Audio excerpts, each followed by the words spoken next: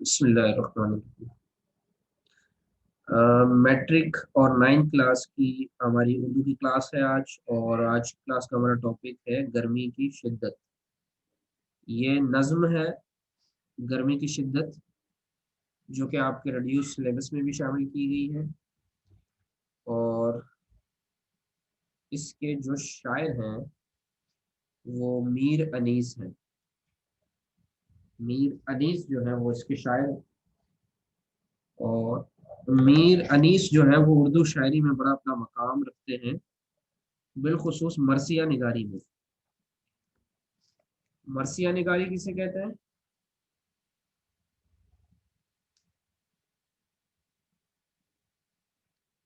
नहीं बच्चे, बिल्कुल भी मुश्किल नहीं आने वाला उर्दू का पेपर। बहुत आसान पेपर होगा। मैं लास्ट में गाइड करता हूँ आपको। पहले मैं आपको जरा पढ़ा दूँ आज की क्लास का टॉपिक, फिर हम इंशाल्लाह पेपर को थोड़ा सा डिस्कस कर लेंगे। ठीक है, डरना नहीं है, घबराना नहीं है बिल्कुल। ये निकाल लीजिए गर्मी की शिद्दत, अगर आप लोगों के पास बुक्स हैं। अदरवाइज ये स्क्रीन आपके सामने शेयर हो रही होगी, तो इसमें भी आपको मिल जाएगा ये।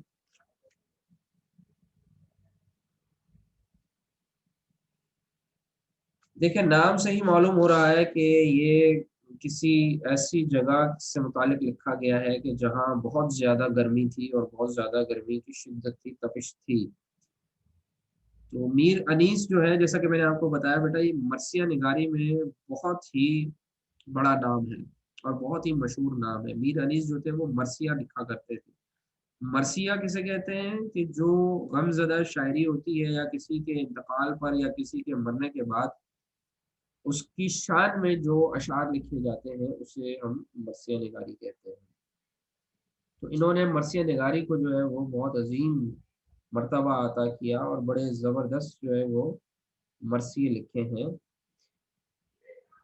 तो ये जो आपके सामने जो नज़्म है गर्मी की शिद्दत, ये भी एक मरसिया ही के तर्ज में है, मरसिया निगारी। अब ये वाक़या करबला जो हम सब जानते हैं, आप सल्लल्लाहु अलैहि वसल्लम के जो नवासे थे हज़रत इमाम हुसैन, और आपके अहले बैत जो घर वाले थे, वो सब के सब करबला के मैदान में जो शहीद किए गए थे। तो उस करबला के वाक़े के दिन जो मौसम था उस मैदान का और आसपास के इलाके का, और जो उस दिन गर्मी की शिद्दत थी, उस शिद्दत को बयान किया गया है।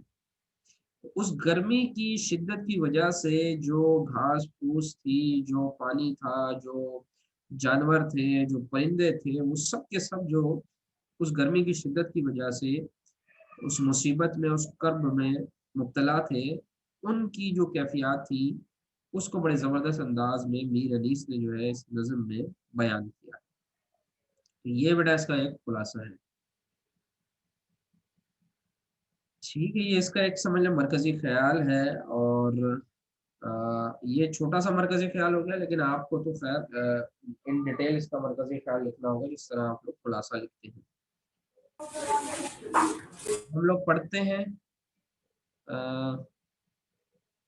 नज़्म स्टार्ट करते हैं। माइक जो है बेटा वो काइंडली अपने अपने म्यूट करके रखिएगा।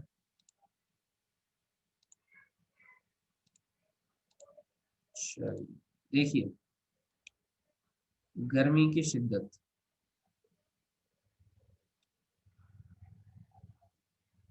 अच्छा, एक चीज और मैं बता दूं, देखिए आपके सामने स्क्रीन पे लिखा हुआ है तशबीह की तारीफ बयान कर सकें और निशान नहीं कर सकें।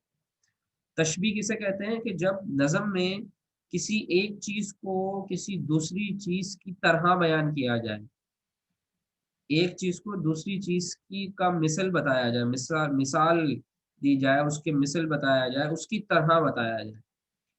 ठीक है, तो जब किसी चीज की तरह दूसरी चीज को बयान किया जाए तो उसे हम टर्म में तशबीह देना कहते हैं, कि तशबीह दी जा रही है। जैसे मैं किसी एक बच्चे को किसी दूसरे बच्चे की तरह बोलूं, तो इट मीन्स कि मैं उस बच्चे को दूसरे बच्चे के साथ तशबीह दे रहा हूँ। कि भाई उस बच्चे की जो राइटिंग है वो तो बिल्कुल उसकी तरह है। यानी मिसाल के तौर पे अहमद की राइटिंग जो है वो बिलाल की तरह है। तो इट मीन्स कि मैं अहमद की राइटिंग को तशबीह किसके साथ दे रहा हूँ, बिलाल के साथ तशबीह दे रहा हूँ। तो किसी भी चीज, कोई भी चीज हो सकती है, तशबीह तो किसी भी चीज के बारे में दी जा सकती है, किसी भी चीज के हवाले से दी जा सकती है, किसी इंसान, किसी जानदार, गैर जानदार, हर चीज की तशबीह दूसरे के साथ हो सकती है। बस किसी की तरह जब हम उसको, एक चीज को जब बयान करेंगे तो वो समझ लें हम तशबीह दे रहे हैं। ठीक है बेटा। दूसरी चीज है, ये भी पूछा जा सकता है बेटा एमसीक्यूज में कि तशबीह किसे कहते हैं, या उर्दू अदब में जब एक चीज को दूसरी चीज की तरह बयान किया जाए या उसकी मिसल बयान किया जाए तो इसे टर्म के अंदर, उसे इस्तिलाह में क्या कहा जाता है। तो उसमें जो ऑप्शन होंगे उसमें से आपको तशबीह को चूज करना पड़ेगा। दूसरी चीज है मुसद्दस। मुसद्दस के बारे में जान सकें तो ये मैं पहले ही आपको बता देता हूँ, मुसद्दस किसे कहते हैं। वो नज़म जिसका हर बंद 6 मिसरों पर मुश्तमिल हो। वो नज़म जिसका हर बंद 6 मिसरों पर मुश्तमिल हो। जैसा कि ये आपके सामने नज़म है, गर्मी की शिद्दत, इसका हर जो बंद है, ये बंद, ये पूरा ये जो पार्ट है, ये देखिए 6 मिसरों पर मुश्तमिल होगा। 1 2 3 4 5 6, ये आपके सामने। अब देखिएगा ये जितने अशार लिखे हुए हैं ये पूरा एक बंद है, ये पूरा एक बंद है, और इसमें हर लाइन जो है वो एक मिसरा है। तो जिस नज़म का हर बंद 6 मिसरों पर मुश्तमिल हो उसे क्या कहते हैं, मुसद्दस। अच्छा, 5 हो अगर मिसरे तो उसे कहेंगे मुखम्मस। मुखम्मस, खे से आएगा मुखम्मस। और अगर 4 हो मिसरे तो वो रुबाई कहलाएगा, 3 हो तो मुसल्लस कहलाएगा। ठीक है। मुसद्दस, मुखम्मस, रुबाई, मुसल्लस। मुखम्मस 6, मुखम्मस 5, रुबाई 4, मुसल्लस 3। 6 से एक बार और बताता हूँ बेटा मैं। देखें 6 मिसरों पर अगर मुश्तमिल होगा एक बंद, यानी हर बंद जो होगा किसी नज़म का वो अगर 6 6 मिसरों पर मुश्तमिल है, इट मीन्स कि वो बंद किस कैटेगरी में कहलाएगी, या उसकी हैयत क्या होगी, उसकी शेप क्या होगी, शक्ल क्या होगी, तो वो कहलाएगी मुसद्दस। ठीक है। 5 मिसरे होंगे तो मुखम्मस कहलाएगी, 4 मिसरे होंगे तो रुबाई कहलाएगी, और 3 मिसरे होंगे तो वो मुसल्लस कहलाएगी। ठीक है। तो और अगर ये तरतीब आपको याद नहीं हुई है तो ये रिकॉर्डिंग में लेक्चर जब होगा आपकी यूट्यूब पे, जब चैनल पे आ जाएगा तो वहां से देख लीजिएगा, वहां से आप लीजिएगा। आखिरी चीज मरसिया के बारे में आप जान सके। मरसिया किसे कहते हैं, 2 मिसरों वाला तो अशार होता है, और एक मिसरा जो है उसको, एक लाइन जो होती है उसको मिसरा ही कहते हैं। ठीक है। सिंगल जो होगी वो मिसरा होगा, 2 मिसरे होंगे, 2 लाइनें होंगी तो शेर बनेगा, 3 होंगे तो मुसल्लस, 4 रुबाई, 5 मुखम्मस, और 6 मुसद्दस। मरसिया कहते हैं कि किसी गमज़दा शायरी को भी कहते हैं, और मरने वाले की शान में जब उसकी खूबी बयान की जाए अशार की सूरत में, उसकी तारीफ बयान की जाए अशार की सूरत में, किसी मरने वाले, किसी दुनिया से चले जाने वाले शख्स के बारे में, तो उसे फिर मरसिया कहते हैं। ठीक है। चलें जी, स्टार्ट करते हैं।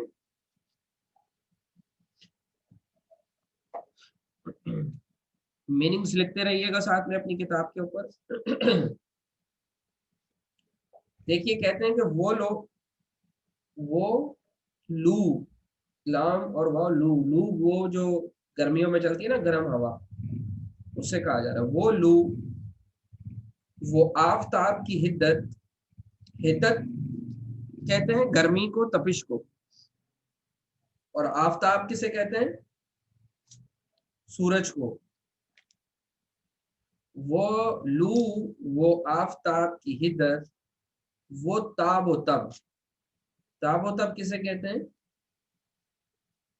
चमक, दमक। वो लू, वो आफताब की हिद्दत, वो ताब तब।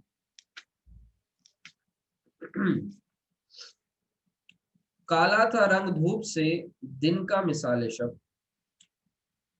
जिस दिन करबला का दिन था और करबला का वो शहादतों वाला दिन था, तो उस दिन बड़ी ही गर्म हवाएं चल रही थी, लू चल रही थी। आफताब जो था यानी सूरज जो था वो आग बरसा रहा था, और उसकी तपिश जो थी वो बहुत ज्यादा गर्म थी, उसकी शिद्दत थी। और वो जो चमक और दमक थी उस दिन गर्मी की, वो अपने उरूज पर थी। काला था रंग धूप से दिन का मिसाल शब। यानी दिन जो था उसका जो रंग था वो क्या था, यानी गर्मी की वजह से, गर्मी की शिद्दत की वजह से जिस तरह रात का रंग होता है काला, तो दिन का रंग भी जो है वो गर्मी की शिद्दत की वजह से काला पड़ गया था। तो ये देखें, यहाँ पे तशबीह दी जा रही है ना, दिन के रंग को रात के रंग से तशबीह दी जा रही है। दिन के रंग को रात के रंग की तरह कहा जा रहा है। तो जिस तरह आपने तशबीह, मैंने आपको पढ़ाया, तशबीह किसे कहते हैं, तो यहाँ पर उस तारीफ वो सादिक आ रही है। यहाँ पर दिन के रंग को रात के रंग के साथ तशबीह दी जा रही है। खुद नहरे अलकमा के भी सूखे हुए थे लब। खुद नहरे अलकमा के भी सूखे हुए थे लब। नहरे अलकमा यानी नहरे फरात जो थी, दरिया फरात, जो उस करबला के मैदान के साथ जारी थी, तो उसके बारे में कहा जा रहा है कि खुद नहरे फरात, खुद नहरे अलकमा के भी सूखे हुए थे लब। क्या जबरदस्त अंदाज में जो है वो यहाँ पे मंजर कशी की गई है, उस दिन की तपिश की, उस दिन की जो प्यास थी उसके आलम की, कि जो खुद नहर है, दरिया है, उसके जो लब हैं वो भी सूखे हुए थे उस दिन की शिद्दत और हिद्दत की वजह से। खैमे जो थे हबाबों के, तपते थे सब के सब। खैमे जो थे हबाबों के, हबाब किसको कहते हैं, बुलबुलों को, बुलबुले जो होते हैं। यानी ये जो आप देखते हैं कि पानी में जो बुलबुले बनते हैं, तो उन बुलबुलों को खैमों से तशबीह दी हुई है। तो उन बुलबुलों के जो खैमे थे, क्योंकि जब वो एक साथ इतने सारे बुलबुले बनते हैं तो एक खैमा नुमा शक्ल बनती है, तो वो जो खैमे थे बुलबुलों के, वो भी सब जो है वो उस सूरज की गर्मी से और उस गर्मी की शिद्दत से तप रहे थे, सब के सब। उड़ती थी खाक, खुश्क था चश्मा हयात का। मट्टी जो थी गर्म और खुश्क वो उड़ती थी, और खुश्क क्या था, चश्मा हयात का, यानी जिंदगी। हयात किसको कहते हैं, जिंदगी। जिंदगी का जो चश्मा होता है वो क्या था, यहाँ से, यहाँ चश्मे से मुराद जो पानी वाला चश्मा होता है वो चश्मा मुराद है, आंखों वाला चश्मा मुराद नहीं है। यहाँ चश्मा हयात किसको कहा गया है, पानी को और उस नहर फरात को कहा गया है, क्योंकि पानी ही जिंदगी है ना। तो इसीलिए उसको पानी से तशबीह दी गई है चश्मे को। तो चश्मा हयात जो है वो क्या था, खुश्क था। हालांकि वहां पानी मौजूद था, खुश्क इसलिए था क्योंकि वो पानी जिनको मिलना चाहिए था, जो सबसे ज्यादा मुस्तहिक थे उस पानी के, करबला वाले अहले बैत और इमाम हुसैन के जो सारे के सारे घर वाले थे, और अहले बैत जो वहां पर मौजूद थे, जो भूखे प्यासे थे, नन्हे नन्हे बच्चे थे, छोटे छोटे, 6 महीने का जो नन्ना मुन्ना बच्चा था अली असगर, वो भी वहां पर मौजूद था। तो ये जो पूरा खानदान जो भूखा था, प्यासा था, जो उस पानी का मुस्तहिक था, जब उसको वो पानी नहीं मिल रहा, तो इट मीन्स कि वो चश्मा सूखा हुआ है। खौला हुआ था धूप से पानी फरात का, और उस धूप और गर्मी की शिद्दत की वजह से जो दरियाए फरात थी उसका पानी क्या हुआ था, खौला हुआ था। ये उस दिन की मंजर कशी की जा रही है। एक्चुअल में, रियल में जरूरी नहीं है कि ऐसा ही हो, लेकिन उस दिन जो जो उस दिन की जो तकलीफें थी, जो कैफियत थी, जो परेशानियां थी, जो मुसीबतें थी, उनको इस गर्मी से जो है वो तशबीह दी जा रही है कि इस तरह की जो है वो उस दिन गर्मी थी और इस तरह का मौसम। आगे देखिए अगला बंद।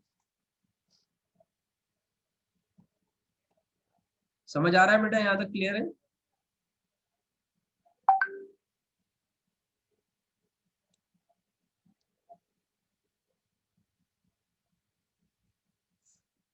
फरात बेटा ये दरिया का नाम है, दरिया फरात, नहर फरात भी कहते हैं उसको, दरिया फरात भी कहते हैं।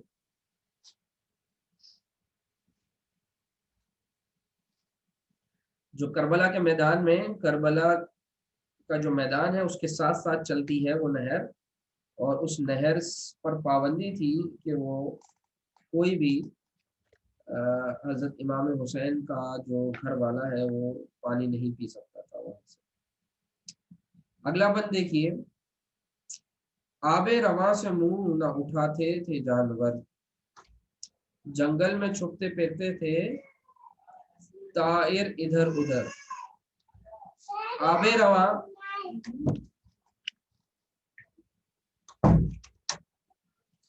आबे रवा, आबे रवा किसे कहते हैं? जारी पानी को।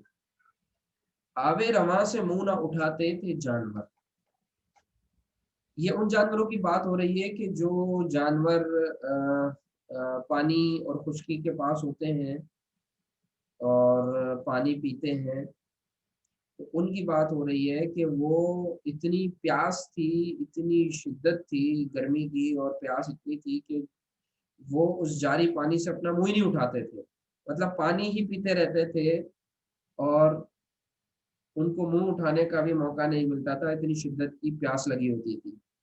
आबे रवा से मुंह ना उठाते थे जानवर, जंगल में छुपते फिरते थे ताएर इधर उधर।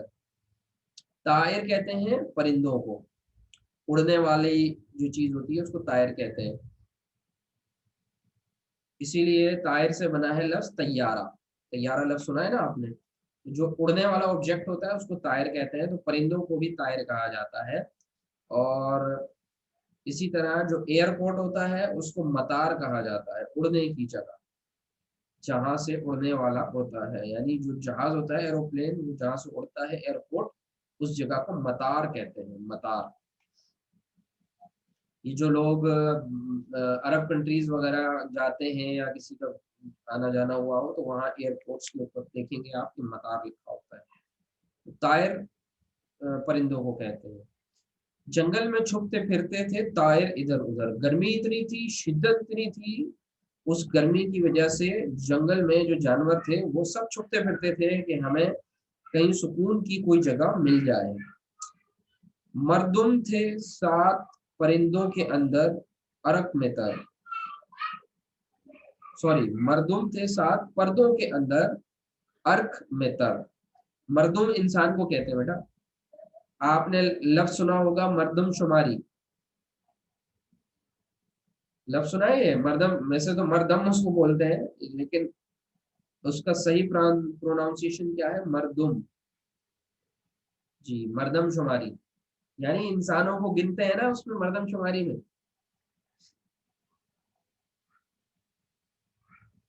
तो मर्दुम का मीन्स इंसान।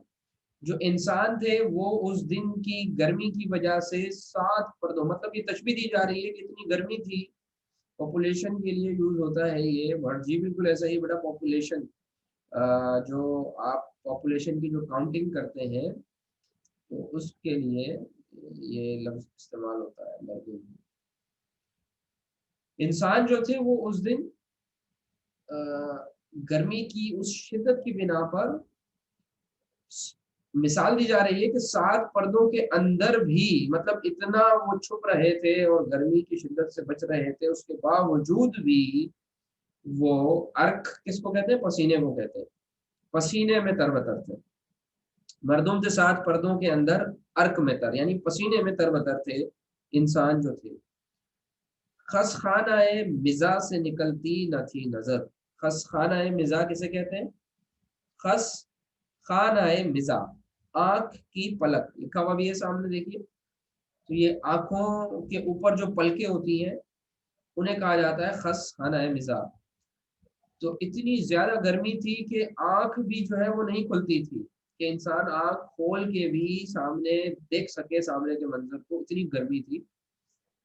तो आंख अगर कुछ देखती थी तो वो सिर्फ और सिर्फ अपनी जो पलकें हैं, सिर्फ बस उन्हीं को महसूस कर सकती थी कि उसकी आंखों के ऊपर जो पलकें हैं, बाकी उसके अलावा जो मंजर होता है वो उसे नजर नहीं आता था, वो खोल ही नहीं सकता था, इतनी कुदरत ही नहीं रखता था इंसान।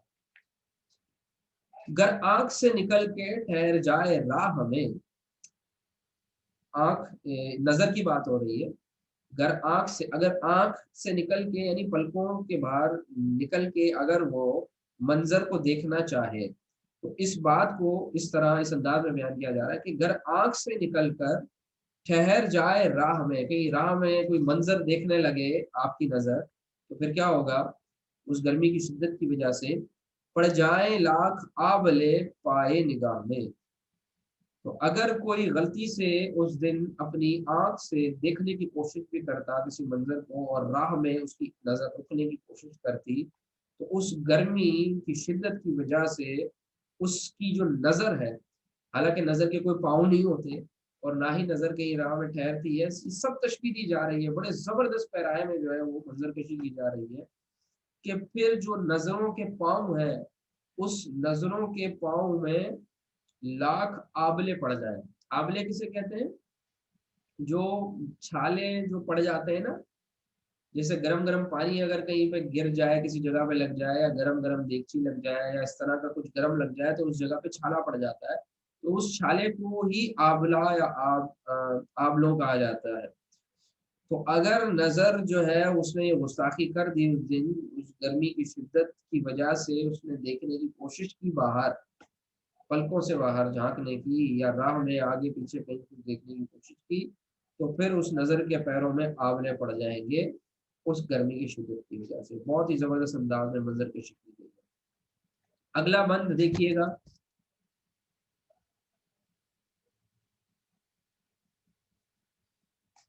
कौसो किसी शजर में न गुल थे न बर्ग बबार। कौसो मीन्स दूर दूर तक, दूर दूर तक किसी शजर, शजर कहते हैं दरख्त को। औसो किसी शजर में न गुल थे न बर्ग वबार, यानी गुल कहते हैं फूल को और बर्ग वबार कहते हैं पत्ते और फल वगैरह जो होते हैं।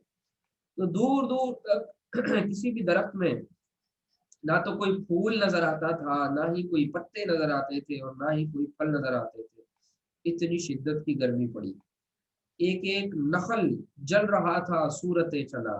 नखल खजूर का दरख्त होता है। तो एक एक नखल खजूर का जो दरख्त था वो जल रहा था, किस तरह? सूरत चनार की तरह। ये भी तशबीह दी जा रही है। सूरत चनार किसे कहते हैं?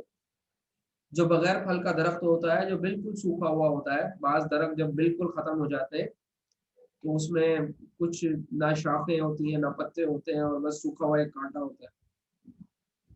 तो बस उसी की तरह खजूर के दरख्त थे। हंसता था कोई गुल, न महकता था सब्जाजार। तो जाहिर सी बात है, जब फ्रेशनेस ही नहीं है, जब ताजगी ही नहीं है, तो फिर किस तरह कहा जाएगा कि कोई फूल जो है वो महक रहा है, हंस रहा है, खुशबुएं लुटा रहा है, और ना ही कोई सब्जा, ना ही कोई इसी तरीके से जो सब्जी वाले जो सब्जाजार होते हैं, हरे हरे खेत होते हैं, खलियान होते हैं, तो वो भी नहीं महकेंगे ना लहलहाएंगे। कांटा हुई थी फूलों की हर शाख बारदार। कांटा हुई थी फूलों की हर शाख बारदार। बारदार किसे कहते हैं? फलों वाली शाख। फलों वाली जो शाखें होती है, जिन शाखों में फल लगे हुए होते हैं, तो वो सारी की सारी जो शाखें थी, वो सब क्या हो रही थी? काटा हो चुकी थी। गर्मी ये थी कि जीस्त से दिल सबके सर्द थे। गर्मी ऐसी थी कि जीस्त कहते हैं जिंदगी को, जिंदगी से सबके दिल क्या हो चुके थे? सर्द हो चुके थे। दिल सर्द हो जाना ये एक मुहावरा है, मुहावरतन इस्तेमाल होता है। गर्मी ये थी कि जीस्त यानी जिंदगी से सबके दिल उचाट हो चुके थे। जिंदगी यानी जिंदा रहना कोई शख्स चाहता ही ना था। पत्ते भी मिसले चेहरा है मदकूक जर्द थे। पत्ते जो थे वो किस तरह की शक्ल और सूरत बनाए हुए थे? मिसले चेहरा मदकूक। चेहरा मदकूक किसे कहते हैं? मदकूक दक से बना है, और दक कहते हैं टीबी के मरीज को। दक या दिक, टीबी का जो मरीज होता है उसको मदकूक कहते हैं, और टीबी का जो मर्ज होता है उसको दिक या दक कहते हैं। तो चेहरा मदकूक मीन्स टीबी के मरीज वाला चेहरा, जिस तरह उसका चेहरा मुरझाया हुआ होता है, पीला पड़ा हुआ होता है, बिल्कुल इसी तरह जर्द चेहरा हो चुका था पत्तों का, और वो इस गर्मी की शिद्दत की वजह से इस तरह लगते थे। आखिरी बंद देखिएगा, शेर उठते थे न धूप के मारे कछार से। कछार कहते हैं शेर के रहने की जो जगह होती है, कछार, वहां से। तो कहते हैं कि शेर जो थे जंगल के, वो उठते ही ना थे, अपनी उस जगह से निकलते ही ना थे, उस गर्मी की शिद्दत की और धूप की शिद्दत की वजह से। आहू ना मुंह निकालते थे सब्जाजार से। आहू कहते हैं हिरन को। आहू किसे कहते हैं? लास्ट बंद है बेटा ये। आहू ना मुंह निकालते थे सब्जाजार से। हिरन जो थे वो भी सब दरख्तों वगैरह में और जहां जहां उनका ठिकाना होता है, वो भी वहां से अपना मुंह नहीं निकालते थे। आईना मोहर का था मुकद्दर गुबार से। आईना मोहर से मुराद यहाँ पर सूरज का चेहरा है। आईना मोहर से मुराद क्या है? सूरज का चेहरा। कैसा था? मुकद्दर। मुकद्दर कहते हैं मैला। गर्दो गुबार से जो मैला हो जाता है, अट जाती है जो चीज, उसको यहाँ पर प्रेजेंट किया जा रहा है कि सूरज का जो चमकता दमकता चेहरा था, वो गर्द और गुबार की वजह से मैला हो गया था। गुर्दों को तिप तप चढ़ी थी जमी के बुखार से। गर्दों, गर्दों किसे कहते हैं? गर्दों मीन्स आसमान। आसमान को तप कहते हैं बुखार को। बुखार में जो जब इंसान तप रहा होता है ना, तपिश जो होती है बुखार की, तो वो कह रहे हैं कि आसमान जो था उसको बुखार, जिस तरह बुखार में तप चढ़ी होती है, बिल्कुल उसी तरह बुखार चढ़ा हुआ था आसमान को, जमीन के बुखार से, सॉरी, जमीन के बुखार की वजह से। जैसे मिसाल के तौर पे इंसान को बुखार होता है तो उसका पूरा जिस्म तप रहा होता है ना, तो उसी तरह जमीन को बुखार हुआ हुआ है गर्मी की शिद्दत की वजह से। तो उसकी जो तप है वो कहाँ तक जा रही है? आसमानों तक जा रही है। तो आसमान भी जमीन के बुखार की वजह से तप रहा है। गर्मी से मुस्तरिब था जमाना जमीन पर। मुस्तरिब कहते हैं परेशान। तो उस गर्मी की वजह से परेशान था सारा का सारा जमाना। भुन जाता था जो गिरता था दाना जमीन का। जो दाना भी जमीन पर गिरता था वो भुन जाता था, जिस तरह कि किसी चीज को भुना जाता है तपती हुई चीज पे या चूल्हे वगैरह पे या अंगारों पे, तो बिल्कुल उसी तरह गर्मी की शिद्दत थी। और ये इसमें देखें आप, कहीं आपको कोई करबला का कोई वाकया या उस दिन का और कोई मंजर नहीं बताया जा रहा, लेकिन उस दिन की जो तकलीफें थी, मुसीबतें थी, जिसमें अहले बैत अतहार गिरफ्तार थे, तो उन मुसीबतों को प्रेजेंट किया गया है गर्मी की शिद्दत की शक्ल में, कि उस दिन किस कदर तकलीफ का दिन था। वो दिन कितना उन लोगों के ऊपर एक मुसीबत और एक अलमनाक दिन बन के उनकी ज़िंदगी में आया था।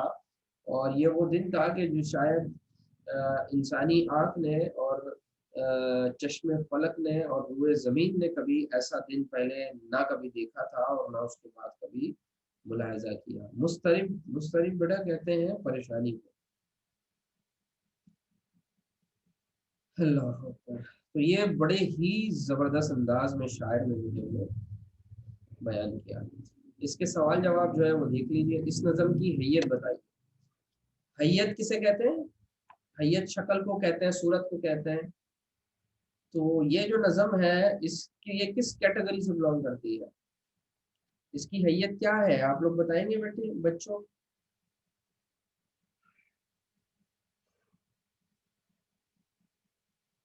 मुखम्मस है, मुसद्दस है, रुबाई है, मुसल्लस है, क्या है ये नज़म?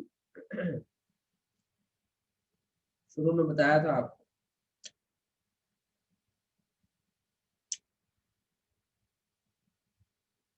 मुसद्दस। शाबाश। मुसद्दस। मुसद्दस है ना? छह नज़म, छह मिसरों पर मुश्तमिल है ना इसका हर बंद। टोटल कितने बंद हैं इस नज्म में?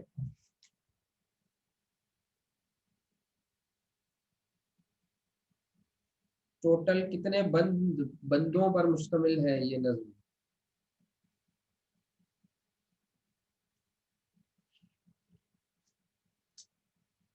नहीं बेटा 12 नहीं, 6 भी नहीं है। 6 मिसरों पर मुश्तमिल एक बंद है, तो टोटल कितनी हो गई? 4। अरीबा का आंसर सही है, 4। टोटल 4 बंद हो गए। ठीक है, इसके एमसीक्यूज देख लीजिएगा, तशबीह की तारीफ देख लीजिएगा। एमसीक्यूज जो है वो खैर ये वाली नज़म तो मैंने आपको नहीं दी है सिलेबस में, लेकिन इसी तरह के एमसीक्यूज जो है उनको फोकस करना है।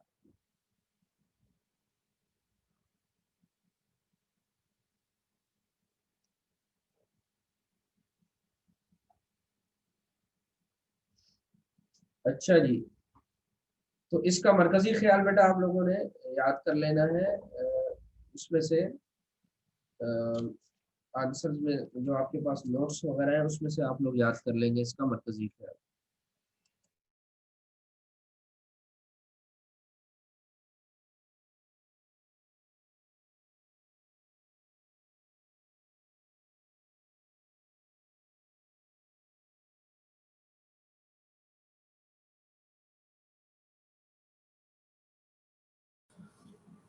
नाउ अब हम बात करते हैं बेटा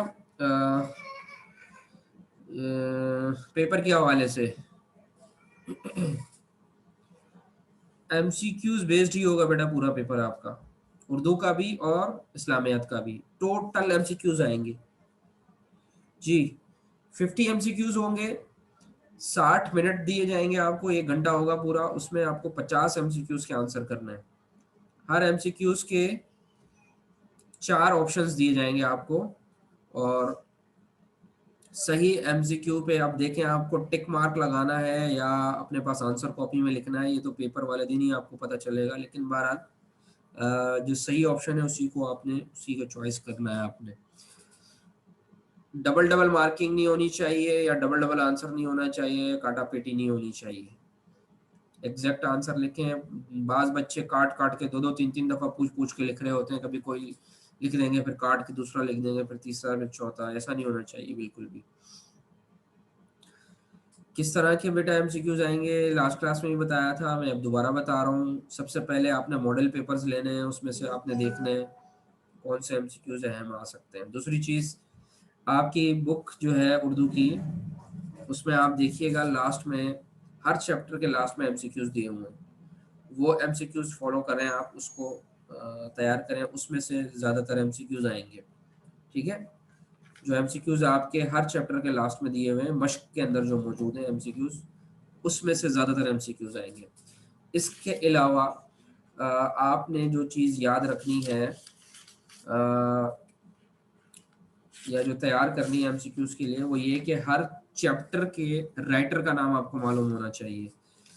ठीक है, कि कौन सा चैप्टर किस राइटर ने लिखा है, ये एमसीक्यूज में पूछा जा सकता है। मिसाल के तौर पे अखलाक नबवी के मुसन्निफ कौन है, ऑप्शंस दे दिए जाएंगे आपको, सही ऑप्शन आपको चूज करना होगा।